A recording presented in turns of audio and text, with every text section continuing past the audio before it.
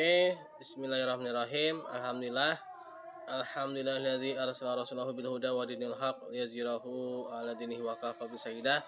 Asyhadu an la ilaha illallah wa asyhadu muhammadar rasulullah nabiyya ba'da amma ba'du. Rabbi shrah li sadri wa yassir li amri wa hlul 'uqdatam min lisani yafqahu qawli. Allahumma shalli ala sayyidina Muhammad wa ala sayyidina Muhammad kama shallaita ala sayyidina Ibrahim wa ala sayyidina Ibrahim wa barik ala sayyidina Muhammad wa ala sayyidina Muhammad kama barakta ala sayyidina Ibrahim wa ala sayyidina Ibrahim fil alamin innaka Hamidum Majid. Baiklah teman-teman, saya mungkin tidak perlu berkenalan nama lagi ya, karena kemarin aja kita baru selesai satu mata kuliah ya. Pada mata kuliah kali ini adalah mengenai manajemen risiko bisnis syariah ya. Nah, ini risiko bisnis syariah ya. Jadi dalam bisnis syariah pun ya, dalam sistem keuangan syariah pun itu ada risiko ya. Bukan berarti ketika pakai sistem syariah tanpa risiko, bukan ya. Nah, justru bisa jadi malah risikonya malah lebih banyak. Contoh ya, dalam perbankan ya. Dalam perbankan syariah ya, justru risikonya itu malah menjadi double ya. Yaitu risiko perbankan pada umumnya dan juga risiko pada akad-akad syariah ya.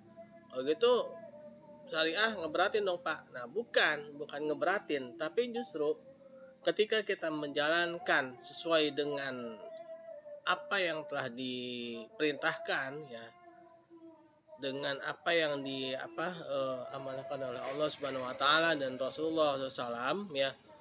Nah, justru nanti ya, ketika kita benar-benar menjalankannya, itu justru akan bisa meminimalisir ya risiko-risiko yang ada. Kenapa sih kok ada risiko pada bisnis syariah? Karena ya tidak menjalankan syariahnya itu 100% teman-teman ya. Contoh misalkan sistem bagi hasil ya. Nah, sistem bagi hasil ini adalah sistem yang paling berisiko ya. Kenapa? Karena dia sistemnya adalah trust, percayaan. Nah, bagaimana ketika sistem bagi hasil ini ya diterapkan di tengah-tengah masyarakat yang imannya masih pada lemah ya. Yang mana mohon maaf ya, jiwa-jiwanya itu masih jiwa-jiwa pengkhianat gitu ya. Ya akan jalan lah sistem bagi hasil ya, malah justru banyak merugikan gitu kan. Nah, jadi harus ada step-step atau langkah-langkah ya, harus ada kesempurnaan ya. Contoh lagi misalnya ini misalnya out of the box ya, tapi ini risiko ya, misalkan dalam beribadah ya, puasa nih, contoh puasa ya. Puasa itu kan sebenarnya menyehatkan ya kan. Puasa itu kan menyehatkan ya.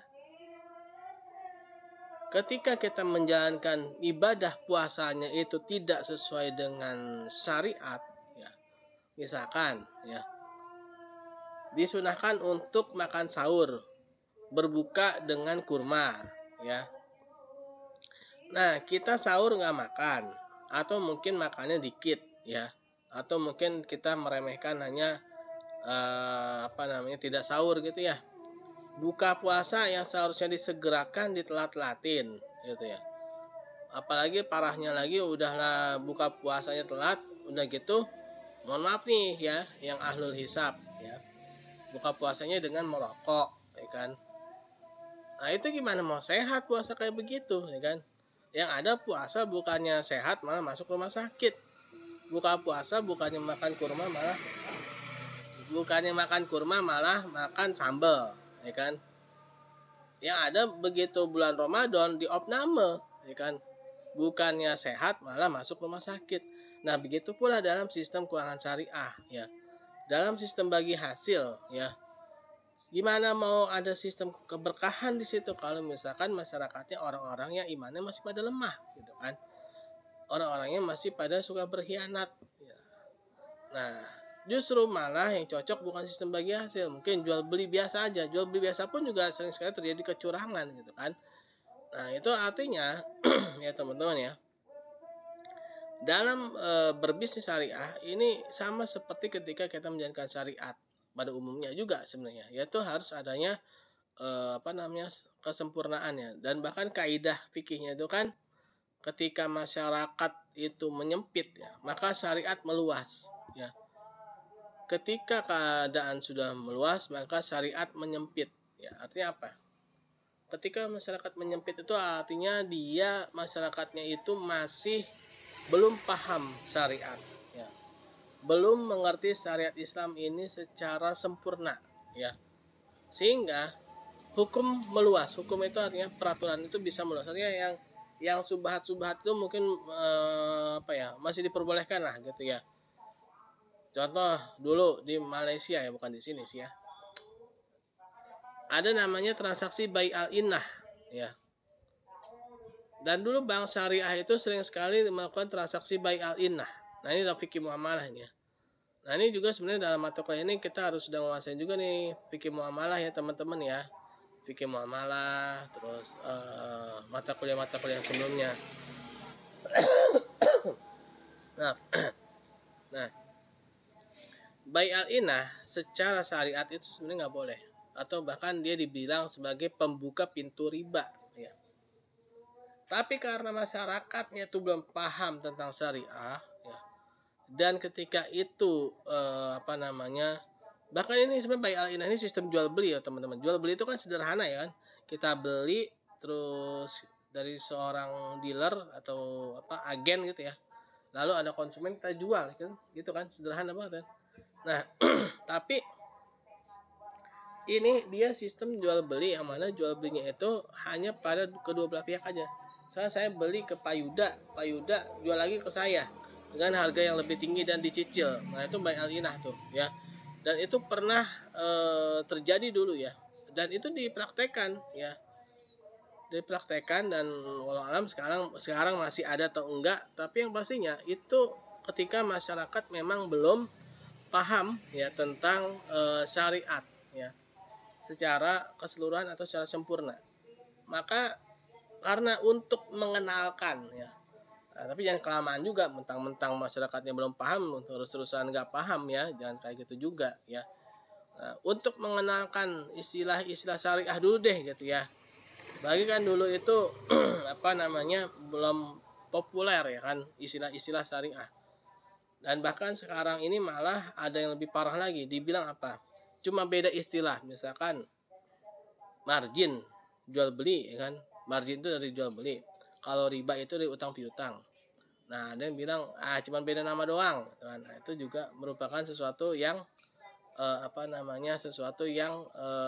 berbeda sebenarnya itu kan, dan bahkan itu harusnya dipelajari lebih dalam gitu ya. Antara margin dengan riba itu beda ya. Margin dengan riba itu beda. Nah, orang dulu ya ketika pertama kali belajar ilmu keuangan syariah, mereka bukan cuma istilahnya bukan cuma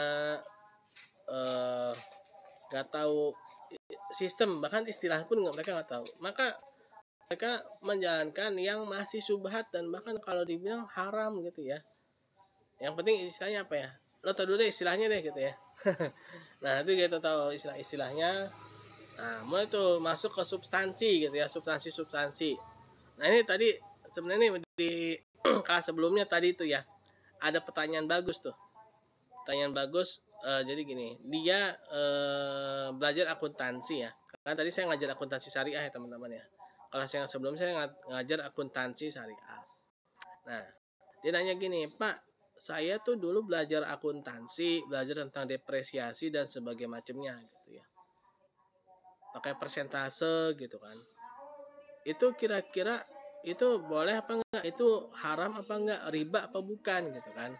Nah, ini bagus nih pertanyaannya nih menurut saya ini bagus. Kenapa? Karena dia sudah mulai ada kesadaran, mulai ada ada semacam ketergugahan gitu ya untuk mempelajari lebih dalam gitu ya. Tapi harus dicermati dari pertanyaan itu ada pertama ya. Kita harus belajar substansinya ya. Substansinya itu apa sih yang dimaksud dengan riba itu kan? Menurut Imam Ar-Razi, riba itu adalah adanya pertambahan nilai ya maaf bukan namanya. Adanya pertambahan manfaat ya. Pertambahan manfaat ya tanpa adanya nilai pengganti yang seimbang. Jadi bukan hanya karena persentase itu dibilang riba, bukan ya. Contoh misalkan tadi saya bilang ya, riba misalkan atau bunga 10% dari pinjaman pokok ya, 10% dari pinjaman pokok. Nah, terus ada zakat pertanian tada hujan. Itu kan 10% juga ya. Lalu apakah kita bisa katakan zakat pertanian tada hujan itu ada riba? Kan enggak, ya kan? Gara-gara cuma sama-sama 10% ya, gara-gara cuma angkanya sama lalu kita bilang itu sama, kan enggak juga. Yang satu zakat wajib halal ya kan, yang satu riba larangan haram. Nah itu harus kita pelajari substansinya teman-teman ya. Jadi jangan sampai kita itu melihat hanya pada kulitnya saja ya, tapi juga harus melihat bagaimana substansinya ya, bagaimana substansi dari halal dan haramnya ya. Nah, begitulah dalam manajemen risiko bisnis ini ya kan. Nah, kita harus tahu substansinya apa saja sih yang menjadikan adanya sistem bagi hasil itu, ada sistem jual beli itu ya kan, adanya sistem ijaroh, adanya sistem salam ya, adanya sistem istisna ya, musyarakah, mudorobah ya. Nah, itu kita harus tahu apa yang melatar belakangi lahirnya sistem tersebut, bukan cuman main persentase angka, bukan ya. Kalau kita hanya berkesimpulan dari persentase angka, misalkan tadi itu kan riba misalkan 10% dalam 1 tahun gitu ya. Pinjaman 10% dalam 1 tahun. Lalu ada nisbah bagi hasil ya. Nisbahnya itu misalkan 40% banding 60%. 60% buat bank syariah, 40% buat kita. Gara-gara angka persennya lebih tinggi, kita bilang bank syariah lebih haram daripada bank konvensional. Ya kan? Nah, itu tuh yang kayak gitu harus kita pelajari tuh, ya. Karena kita nggak ngerti substansi di situ, ya. Jadi bukan cuma karena persentase jadi haram, bukan, ya. Jadi yang harus dipelajari itu adalah apa itu riba, ya kan? Apa itu bagi hasil, ya? Apa itu margin, ya? Nah, apa itu upah, ya? Nah, itu kita harus tahu, ya kan? Sehingga nanti risiko-risikonya itu bisa kita minimalisir.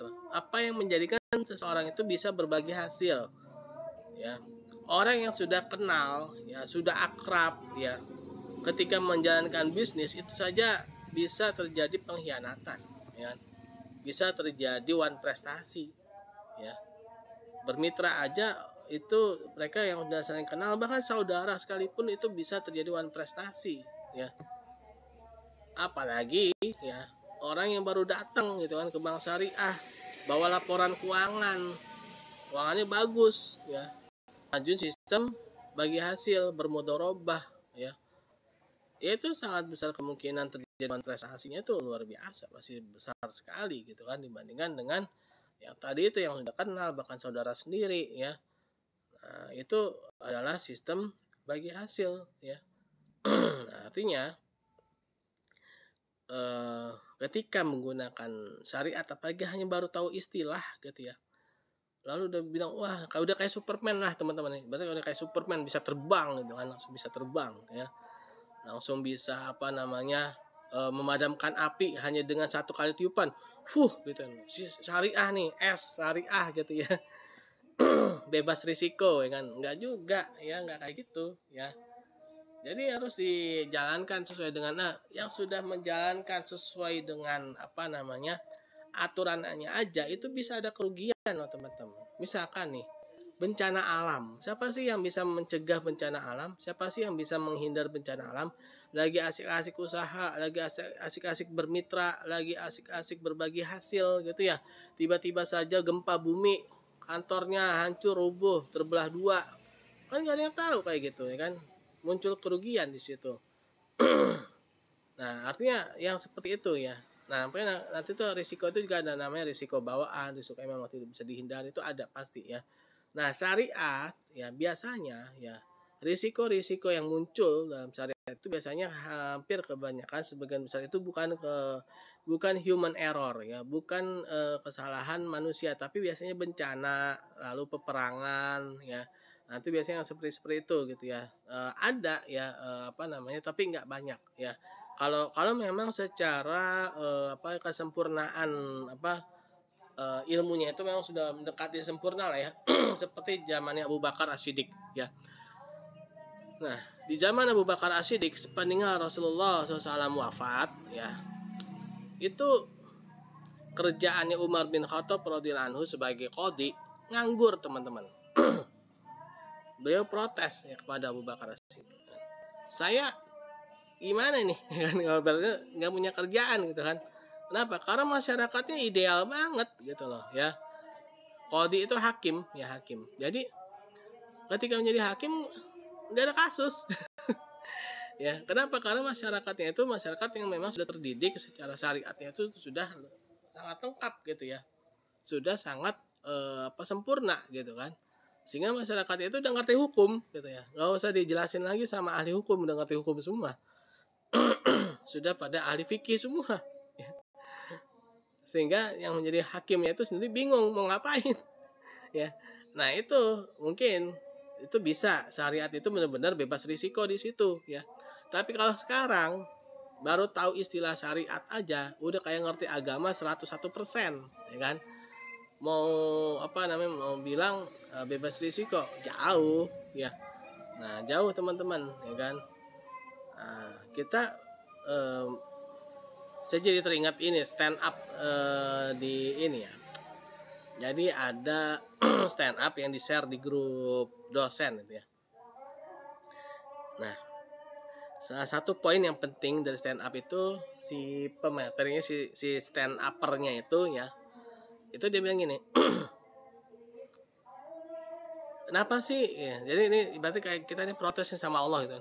Ya Allah, kenapa sih saya ini selalu ibaratnya tuh kalau bahasa itu saya selalu minum air comberan gitu ya. Berarti minum air comberan itu maksudnya selalu sial gitu kan. Ada aja gitu. Jadi pertanyaan ada gini, ketika Allah itu sudah memberikan air yang bersih ya, ketika Allah Subhanahu wa taala itu sudah memberikan air yang jernih, apakah kita memilih air yang jernih itu? Ya? Apakah kita menggunakan air yang jernih itu? Ternyata jawabannya enggak ya. Terkadang kita asik dengan air yang kotor ya, sehingga kita lupa ya. Begitu kita mau beralih ke air yang jernih, malah kita kadang-kadang malah menjadi seperti seseorang yang geli sendiri gitu dengan yang bersih gitu kan. Malah terkadang kita merasa jijik sendiri dengan yang bersih, padahal itu yang bersih gitu kan. Keseringan yang di tempat yang kotor gitu. Jadi kita nggak bisa bedain yang bersih dan yang kotor. Nah, begitu pula dalam syariat ini kan, dalam syariat Islam ini, dalam sistem keuangan syariah ini. Begitu kita melihat sistem bagi hasil, begitu ditanya ada kolateral atau enggak, kita langsung bilang, wah kalau gitu syariah sama konvensional sama dong. Nah gitu teman-teman ya. Kolateral itu memang sesuatu yang ketentuan umum ya. Lalu banyak lah ya tadi lagi kan sistem bagi hasil 40/60%. 40% buat nasabah, 60% buat bank syariah. Terus kita lihat bank konvensional dapat bunga 10%. Terus kita lihat bandingin sama bank syariah. Kok bank syariah dapat 60% ya kan? Terus kok lebih curangan bank syariah ya? Nah, itu kan. Akhirnya kesimpulannya salah tuh ya. Kenapa? Karena kita nggak tahu di situ substansinya ya. Nah, itu ya. Nah, nanti kita juga akan mempelajari bagaimana risiko-risiko yang ada pada transaksi syariah. Tadi ya salah satunya adalah sistem bagi hasil ya, mudharabah, musyarakah, itu pasti ada risiko ya.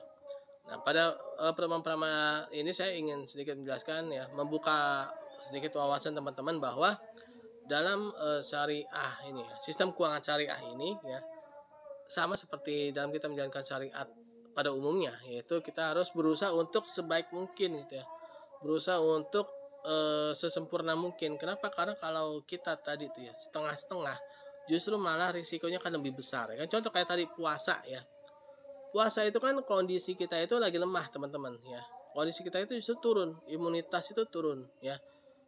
Tapi nanti dia akan naik lagi ya, ketika dia sudah beberapa hari setelah berpuasa dia akan mencoba menaikkan lagi.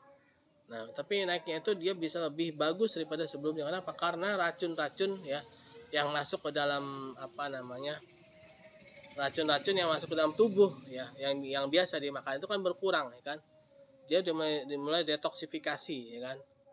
Tapi karena ketika berbuka puasanya kita ini makanannya makan racun ya, contoh misalkan baru buka puasa makannya sambal ya, gorengan, ngerokok pula ya kan, racun semua tuh ya kan. Padahal Rasulullah itu nganjurin sunahnya itu untuk makan kurma 3 biji ya, 3 butir ya kan. Kita nggak jalanin tuh sunahnya tuh, kita jalanin ya sunahnya kita sendiri ya kan. Nah, akhirnya apa? Puasa bukannya nyelamatin malah bikin celaka. Mungkin kalau di luar Ramadan kita kayak begitu mungkin bisa lebih kuat ya kan. Tapi kalau di bulan Ramadan ya kan, udah tubuh udah capek-capek detoksifikasi ya kan, mengeluarkan racun, tapi malah aktivitas kita aktivitas yang menambah racun ya. Nah, ini kayak gitu teman-teman ya. Ini mirip kayak gitulah ya. Nah, jadi dalam sistem keuangan syariah pun juga kayak gitu. Ini kita misalkan nih pakai sistem bilangnya bagi hasil. Wah, hati-hati nih ya. Makanya hati-hati. Jangan suka membawa niatnya itu membawa nama syariat tapi malah justru menjatuhkan. Bilang kita sistem bagi hasil ya. Tapi ternyata niat kita itu bukan untuk berbagi hasil tapi untuk mengemplang uang orang ya. Ya. Contoh misalkan nih ke bank syariah nih, bawa proposal laporan keuangan segala macem, dibuatlah sebaik mungkin gitu kan. Terus bagus tuh ya. Nah, begitu begitu dia dapat uang dari bank syariah gitu ya, investasi gitu kan. Ternyata apa? Gitu ditanya ya kan, gitu dapat uangnya, ditanya dan sudah berjalan usahanya, ternyata dia memberikan laporan keuangan yang jelek gitu kan. Dia sajikan laporan keuangannya itu selalu minus. Sajikan laporan keuangannya itu selalu minus, tidak ada keuntungan, sehingga yang namanya sistem bagi hasil itu yang mau nggak mau kan hasilnya kalau rugi, apalagi kalau mudharabah ya kan, yang satu ngasih keuntungan, yang satu ngasih modal, yang satu ngasih keahlian. Yang keahlian itu kan nggak bisa dia menanggung risiko ya kan. Nah, risiko itu kan, risiko keuangan itu kan ditanggung oleh yang memberikan modal. Artinya bank syariah di situ yang memberikan modal. Maka bank syariah jadi ketiban pulung terus gitu ya. Jadi ketiban apa ya kalau bilang tuh, ketiban bencana terus ya. Nah, gitu bank syariahnya oleng ya kan, karena banyak sekali orang-orang yang menipu ya kan dengan menggunakan sistem bagi hasil. Akhirnya bank syariahnya runtuh atau istilahnya itu bangkrut. Nah, udah bank syariahnya bangkrut ya, dicerca pula ya kan, wah katanya syariah kok bangkrut gitu kan. Nah, padahal ulahnya orang kita juga gitu. Ya, ada ulahnya itu ulah ya masyarakatnya juga yang membangkrutkan sistem syariah gitu, bangkrut dicaci maki gitu kan. Nah, jadi seperti itu ya teman-teman ya. Jadi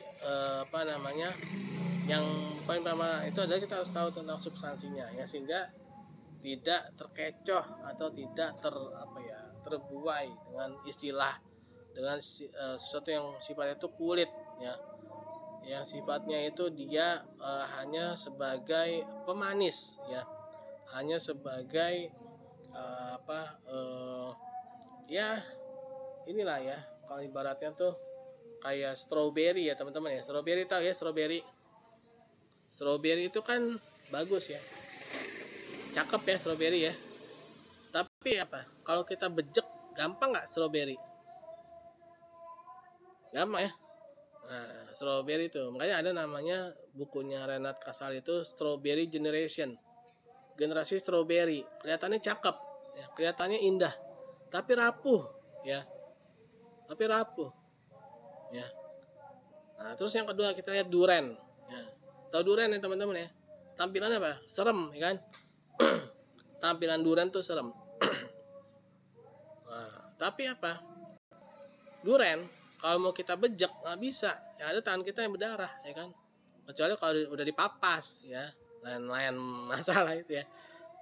Artinya ya gitulah ya. Tapi durian itu isinya manis, ya. Durian itu isinya enak, ya kan. Nah, jadi kita jangan hanya melihat dari sisi kulitnya saja, tapi juga lihat dari sisi substansi. Ya walaupun ya nggak selalu yang kulitnya jelek isinya manis, nggak selalu gitu juga ya. Bagusnya lagi sudah tampilannya bagus, isinya juga bagus, gitu ya.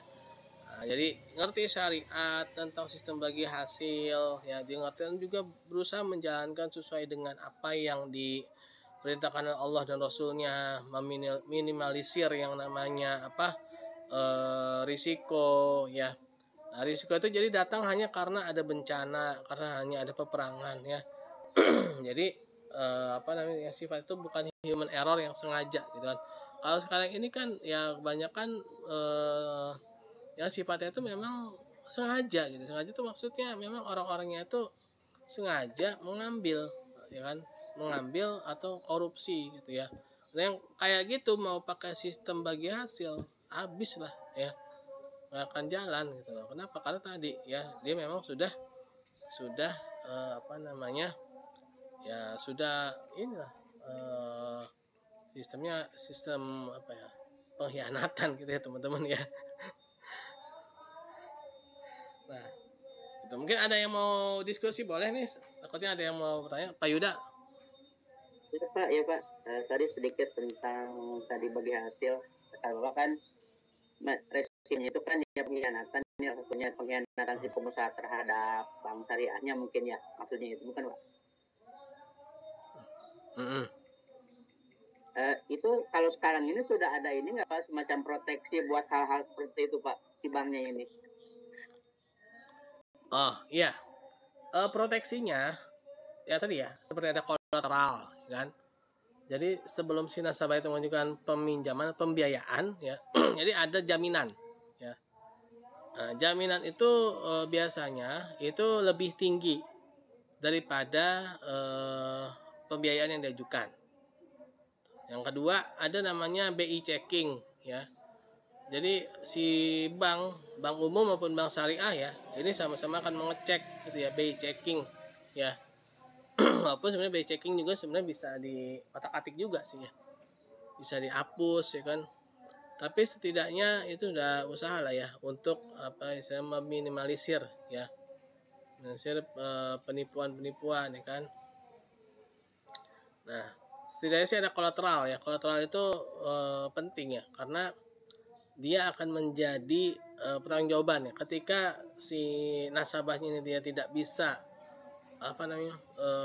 menunaikan kewajibannya ya kan. Nah, maka kolateralnya inilah yang akan saya tuh jadikan sebagai jaminan, dicairkan gitu ya. Berarti maaf Pak, kalau untuk yang adanya kolateral jaminan itu berarti dia sistemnya bukan kerjasama dong Pak. Jadi sistemnya pinjaman biasa ke banknya itu. Bukan kerja bisnis larinya berarti. Kalau setahu saya kan yang namanya kerja sama bisnis kan itu yang nggak ada jaminan. Tahu saya ya kalau hitungannya orang per orang ya, yang saya tahu kalau hitungannya misalkan kita sama teman kita nih bisnis, kita saling mengumpulkan dana, anggaplah misalkan kalau dia hanya darinya saja, saya tenaganya misalkan dan yang mengatur bisnisnya, itu kan secara kalau semua saya itu kan nggak ada jaminan Pak, nggak ada jaminan yang kita simpan ke dia gitu. Kalau misalkan kita menyimpan jaminan ke bank, artinya kan bukan kerjasama apa sifatnya, artinya kan pinjaman pembiayaan bisnis dari Pak kalau gitu. Iya, jadi memang kalau kolateral itu biasanya terhadap lembaga ya. Tapi kalau misalkan antar orang per orang itu sebenarnya boleh-boleh aja Pak Yuda. Dan kolateral itu bukan hanya peminjaman sebenarnya, itu pembiayaan ya. Terutama bagi pihak yang ini ya, yang yang memberikan modal ya, yang memberikan modal. Pihak yang memberikan modal ketika dia meminta jaminan itu nggak dipermasalahkan, itu diperbolehkan ya. Nah, baik itu lembaga maupun perorangan ya terutama jadi gini, misalnya sistemnya musyarakah nih, Kalau mudharabah mungkin kan memang ada pihak yang mengelola skill ya. Murni dia hanya memberikan keahlian, dan ada yang pihak yang murni hanya memberikan modal. Oke lah, mungkin itu bisa saja yang memberikan modal itu minta kolateral ya kan, dia minta jaminan ya kan. Boleh-boleh aja minta jaminan ya. Nah, tapi bagaimana ketika musyarakah sama-sama memberikan modal? Nah, biasanya ya yang pihak yang memberikan modal murni ya, atau mitra pasif ya itu dia meminta kolateral gitu kan terhadap pihak yang memberikan modal dan juga memberikan keahlian atau mitra aktif ya. Nah, biasanya mitra aktif itu yang pihak yang mengelola ya, yang ikut mengelola dan dia juga ngasih modal.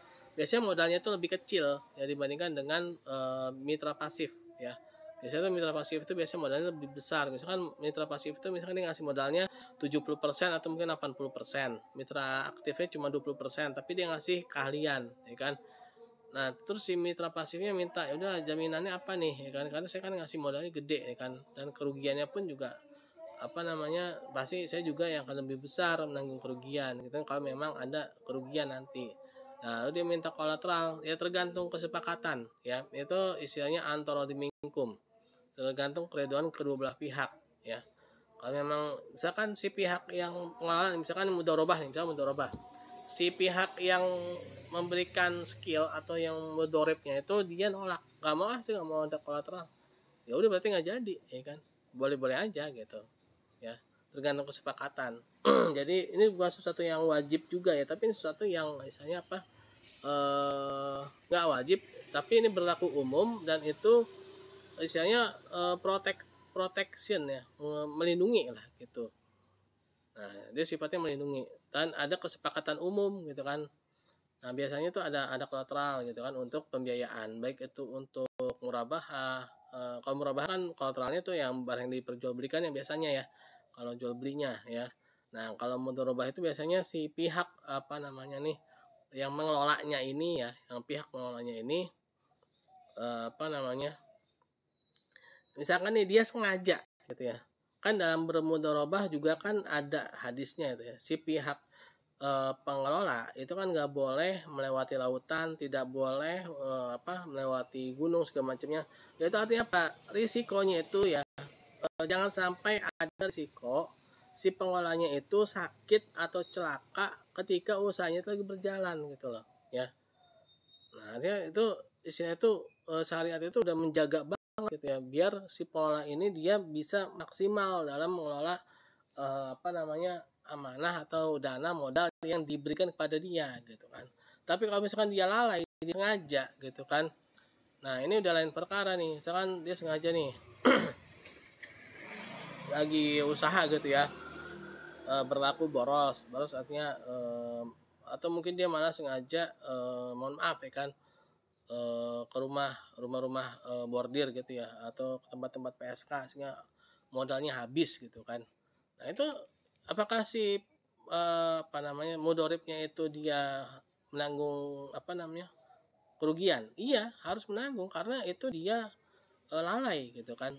Lain perkara misalkan si mudoribnya ini dia sudah semaksimal mungkin gitu ya, si mudoribnya sudah semaksimal mungkin, tapi tetap ternyata memang sedang tidak berpihak pada dia. Misalkan kemarin tuh lagi COVID gitu ya. Nah, usahanya bangkrut gara-gara lagi COVID, dia nggak bisa buka toko, yang ada biaya sewanya itu lebih besar daripada pendapatan sehingga habis. Nah, kalau yang seperti itu maka ya walaupun si mudoribnya itu dia ngasih kolateral ya, maka kolateralnya itu tidak boleh dicairkan karena itu bukan atas kehendak dia, dan itu bukan atas kelalaian dia ya. Nah, jadi yang dicairkan itu kolateralnya itu, yang pakai kolateral itu ya, ketika memang si pihak mudoribnya ini, pengelolanya ini lalai gitu ya, lalai sengaja ya melanggar aturan sehingga menimbulkan kerugian ya, dan itu bisa aja ya kolateralnya itu dicairkan gitu kan kalau memang dia ada kolateralnya.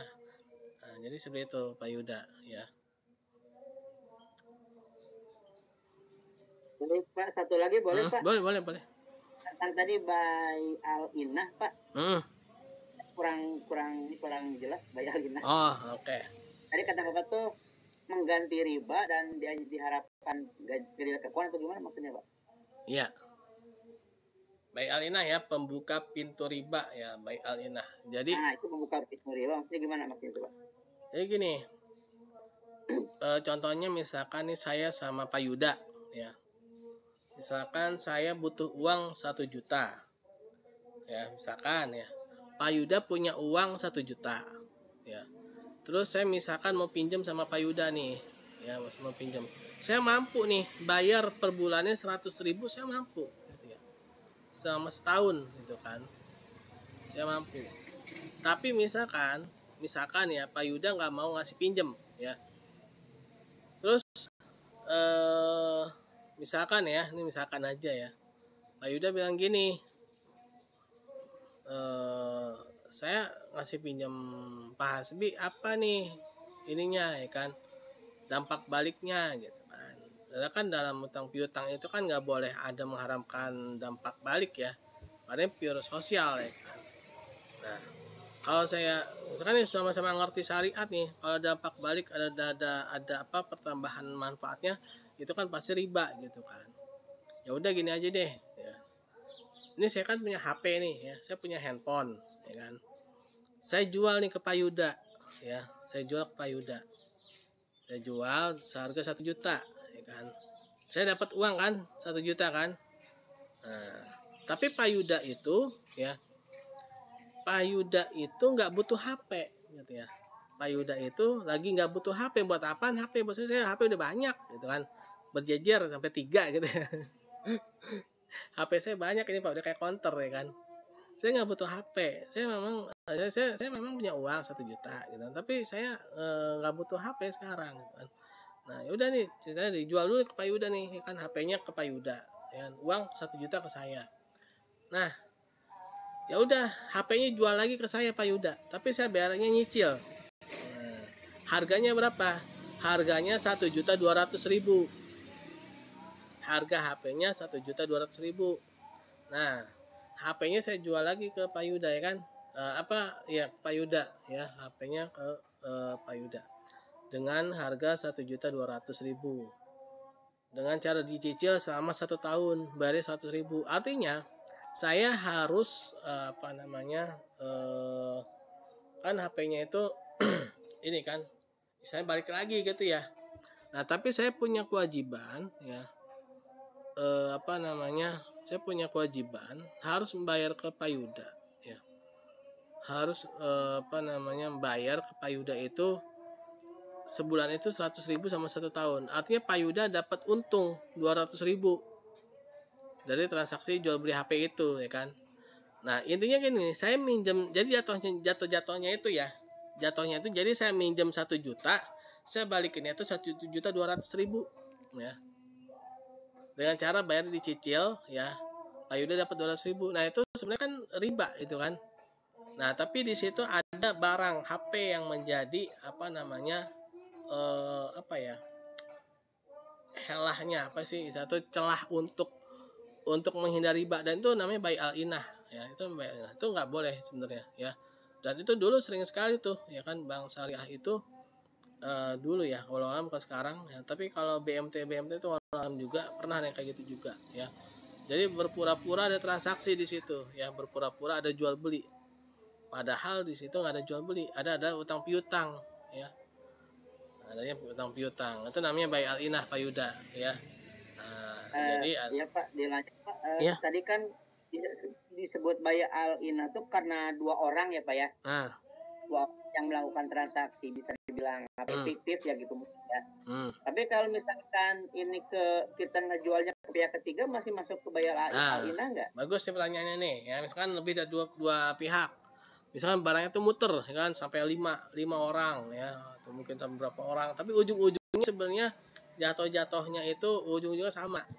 Saya minjem 1 juta, saya balikinnya 1.200.000 ya. Maksudnya gini Pak, jadi saya misalkan menjual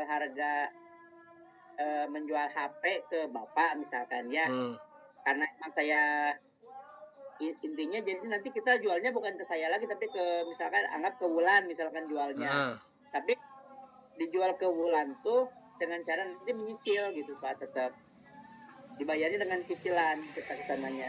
Jadi intinya HP-nya nggak balik lagi ke saya. Itu masih kategori bayarina nggak sebetulnya? Yang jadi pertanyaan gini, ini si Wulan emang lagi butuh HP apa enggak gitu kan? Nah, kalau dia memang lagi butuh HP dan memang gak ada sangkut pautnya sama saya, ya murni nih, putus ya kan, istilah murni. Murni gitu Pak, misalkan murni lah misalkan itu. Nah itu nggak apa-apa ya, kalau memang Wulannya mau ya kan. Nah ini khawatir kan gini, ini muter nih, HP ini muter, ya kan nih ke Wulan ya kan. Ternyata ujung-ujungnya Wulan jual lagi ke saya ya. Nah, muter nih ya, ujung-ujungnya ke saya lagi. Nah itu namanya tawaruk tuh, kalau muter kayak gitu ya, namanya tawaruk ya, tawaruk, bukan naruk ya, bukan tawaruk ya, itu namanya tawaruk Pak Yuda. Tapi kalau putus ya, nggak ada sangkut pautnya lagi sama saya, yang punya HP yang pertama kali itu dijualnya itu kepada pihak yang benar-benar nggak ada sangkut pautnya dengan pihak yang pertama, dan memang dia memang lagi butuh HP juga ya, dan mungkin dia murni pengen nolong Pak Yuda, itu nggak apa-apa ya, itu nggak masalah. Nah, gitu Pak Yuda ya. Jadi kalau dia memang nggak muter tuh HP ya, nggak balik lagi kepada si pemilik yang pertama, itu nggak masalah. Tapi kalau misalkan dia balik lagi muter nih ya, misalkan ke Wulan, habis ke Wulan ke Imam ke saya gitu kan. Nah tapi ujung-ujungnya Pak Yuda itu intinya Pak Yuda minjem 1 juta, balikannya 1.200.000. Nah jadi ada penambahan 200.000 di situ. Nah itu namanya tawaruk ya. Tapi kalau misalkan nggak ada sangkut pautnya ya, nggak ada sangkut pautnya dengan pihak yang pertama si punya HP itu, nah itu diperbolehkan. Misalkan Wulan ini nggak tahu sama sekali nih kalau ternyata HP itu dulunya punya saya gitu kan, dijual dengan harga 1 juta gitu ya. Nah terus dibeli sama Wulan 1.200.000, nah, karena ingin bantu Pak Yuda gitu kan. Nah itu nggak masalah ya, karena itu ada sosialnya ya, transaksi sosial ya. Jadi gitu Pak Yuda ya.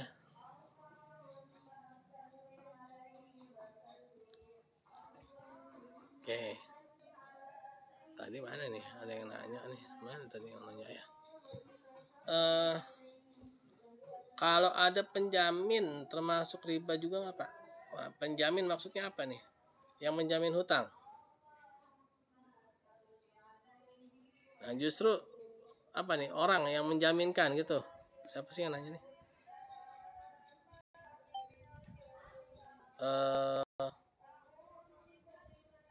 Muhsinan Farid ya, Fazid apa Farid nih? Gimana maksudnya Muhsin? Muhsin ya?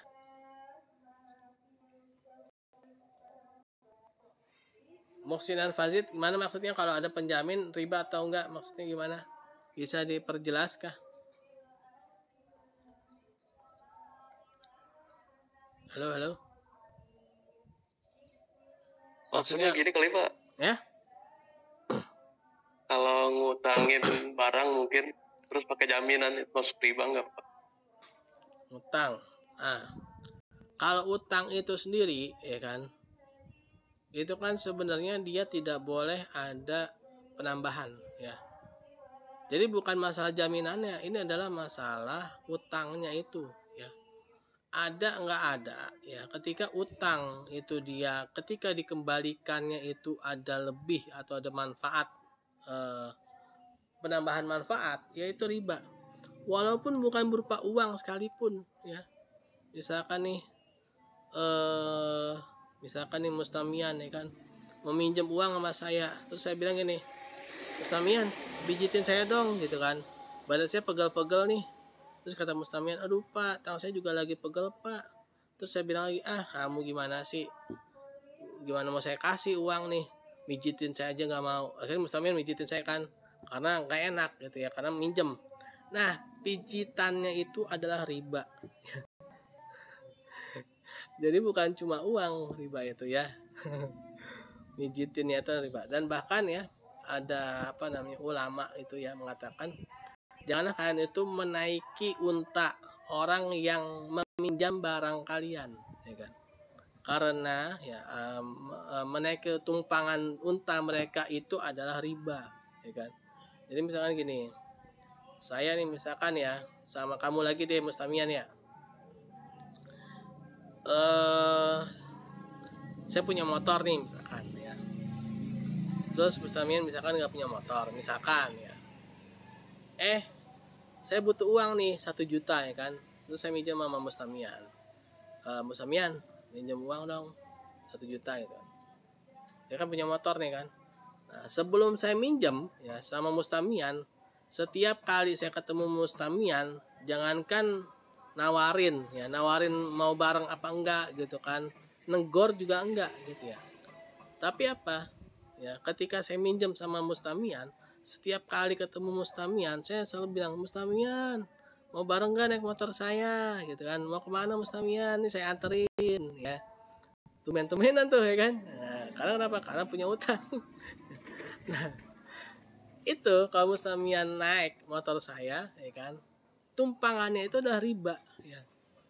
Nah, menurut Spenoma tuh sama-sama kayak gitu ya. Numpangnya itu adalah riba ya. Nah, jadi riba itu ya bukan pada jaminannya ya, bukan pada penjaminnya ya, tapi adalah pada hakikatnya itu ya, ada substansinya itu ya. Jadi seperti itu ya, Mustamian ya. Ya, ada orang lain, ada ibu-ibu ternyata pada mengaji juga sini ya. Satu lagi Pak. Ya boleh. Kalau kebiasaan di perkampungan sih Pak, nggak tahu ya di tempat lain. Contohnya kayak kita meminjamkan uang gitu kan, butuh bantuan dengan cara menggadaikan motor ataupun menggadaikan pohon gitu Pak yang berbuah seperti itu. Itu termasuk riba nggak ya seperti itu? Nah, dalam utang piutang ya harus berdasarkan pada nilai ya, nilai uangnya. Kalau misalkan berupa barang, itu nilai barangnya itu berapa gitu ya.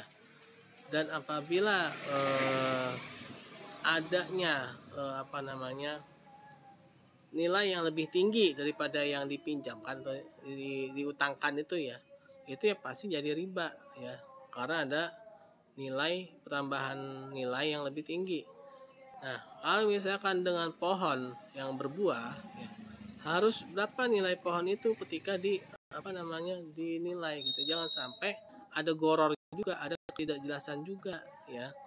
Jangan sampai ada sesuatu yang nggak jelas gitu. Dia harus jelas berapa nilai pohon itu ya. Dan kalau pohon kayaknya agak beresiko ya, karena itu goror ya. Karena ada kemungkinan nanti pohonnya itu diserang hama atau gimana gitu ya. Nah, berupa barang itu beresiko itu bukan cuma riba tapi juga beresiko goror ya. Jadi dia ada ketidakjelasan dari sisi nilai ya, nilai barang tersebut ya. Karena kan bisa jadi lebih tinggi, bisa jadi lebih rendah ya. Kalau lebih rendah itu nanti yang kena ininya adalah yang meminjamkan. Kalau lebih tinggi itu yang dirugikan adalah yang dipinjamkan ya kan. Nah, makanya ketika utang piutang itu harus sebesar berapa yang dipinjamkan ya. Dan yang kedua adalah yang namanya utang piutang kort ya. Itu yang pihak yang meminjamkan kalau memang dia berlebih gitu ya. Orang yang memang punya kelebihan harta ya, lebih baik diniatkan untuk sedekah ya. Niatkan untuk sedekah. Karena ada hadisnya itu ya. Seorang muslim itu ketika ada dua kali ya, 2 kali saudaranya itu meminjam, maka yang ketiga kalinya itu lebih baik jadi sedekah ya. Nah, jadi seperti itu ya, Mustamian ya. Jadi di sini berapa nilai, dan yang paling penting itu adalah tadi itu ya, qardul hasan saja ya, menjadi qardul hasan kalau memang pihak yang memberikannya itu pihak yang berlebih. Tapi kalau memang dia pihak yang kekurangan ya jangan ngasih pinjam gitu kan, lagi butuh ya. Tuh ya. Ya Pak, terima kasih. Berarti kebiasaan tadi yang kata Pak Mustamian secara hukum tetap salah ya Pak ya? Iya, karena itu adanya ketidakjelasan dari sisi nilai yang dipinjamkan, jaminan barangnya itu ya. Karena kan ya misalnya kendaraan deh ya, itu kan bisa jadi apa, ada keropposan ya kan, bisa jadi kendaraannya itu keropos, dimakan Pak, waktu ya kalau kan sistem gadai kan ya. bukan harus ada, maaf tadi kan kalau sistemnya gadai kan artinya hanya menyimpan Pak, bukan Iya, pinjam uang kan kalau nggak salah. Kategori kalau gadai kan bukan pinjam meminjam bukan Pak. gimana apa Kalau Yuna? kategorinya gadai hitungannya pinjam meminjam bukan Pak, kalau kategorinya gadai. Nah, dia makanya jatuhnya bisa jadi pinjam meminjam. Makanya tadi itu kan pihak yang pinjam meminjam ini ya kan, pertama nih harus yang diketahui juga adalah ini dia minjem buat apa dulu deh gitu ya. Nah, dari sini ini sebenarnya udah mulai meruncing nih. Misalnya buat apa nih? Maksud saya tuh gini Pak, setahu saya kan yang namanya gadai itu kan menitipkan barang sebagai jaminan. Kita pinjam uang bukan senilai barangnya kan, kita pinjam uang kebutuhan kita kan. Dan yang dititipi barang itu kan tidak boleh menggunakan barang kita kan, seperti itu kan. Iya. Nah, tapi artinya kalau misalkan di kasusnya pemustamian barang kita dipakai, berarti kan itu kondisinya jadi tidak boleh, haram.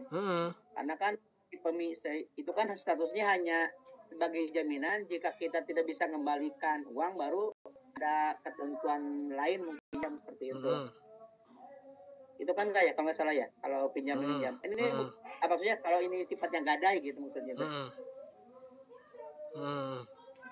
Jadi artinya selama kalau misalkan di kasusnya Pak Mustamian, selama si barang ini tidak digunakan oleh barang kita tidak digunakan oleh yang kita titipi, artinya kan nggak masalah Pak. Yang penting kita bayar hutang kita aja. Tapi ada poin penting yang harus diperhatikan. Dia minjem buat apa dulu ya? Kalau memang dia minjem itu untuk kebutuhan pokok, untuk konsumtif ya. Nah, itu seharusnya bukan ke peminjaman yang produktif. Misalkan nih buat anak sekolah, buat bayar rumah sakit, buat makan sehari-hari, itu ada dana sosial ya. Jadi jangan sampai kita salah pos juga, jangan sampai kita salah transaksi juga. Kalau memang itu dana itu untuk kebutuhan pokok dan itu konsumtif, jangan mengajukan ke tempat yang produktif ya. Nah, yang pakai jaminan segala macam itu adalah untuk yang sifatnya produktif. Misalkan mau buka usaha ya, mau jualan, dagang, benar-benar istilah itu kita udah ada prediksi keuntungan sekian ya kan. Nah, itu barulah ya itu ya. Nah, kadang-kadang kan mohon maaf ya, kadang-kadang kan kita nih suka menyamakan semua gitu ya. Apalagi lagi urgent atau kan misalkan orang tua kita masuk rumah sakit mendadak, anak kita sakit mendadak, terus keperluan yang sifatnya konsumtif, itu sebenarnya solusinya adalah di dana sosial teman-teman ya. Nah itu ya dana sosial kan nggak usah dikembalikan ya kan, jadi nggak ada istilah pakai jaminan ya, jangan kan jaminan, pokoknya aja itu bisa kita nggak bayarkan karena itu memang dana sosial gitu ya. Nah kecuali kalau untuk usaha ya kan. Nah, untuk usaha itu kan memang sudah ada perhitungannya, ya kan. Nah, itu barulah di situ ada kolateralnya itu berapa, ya kan, dan pengembalian itu berapa. Nah, itu juga harus sempurna lah gitu, ya. Jadi gitu, Pak Yuda dan Pak Mustamian, ya. Baik Pak, terima kasih Pak. Ya, sama-sama.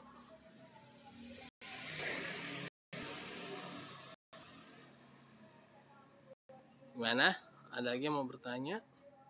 Ini ternyata ada orang juga di sini. Saya kira di sini sepi ya. Ternyata malah rame nih. Oke. Kalau memang tidak ada, ini karena sudah tidak kondusif di sini ya. Kita tutup saja dengan baca hamdalah. Alhamdulillahirabbil alamin dan doa subhanakallahumma bihamdika asyhadu an la ilaha illa anta astaghfiruka wa atubu ilaik. Assalamualaikum warahmatullahi wabarakatuh. Ya.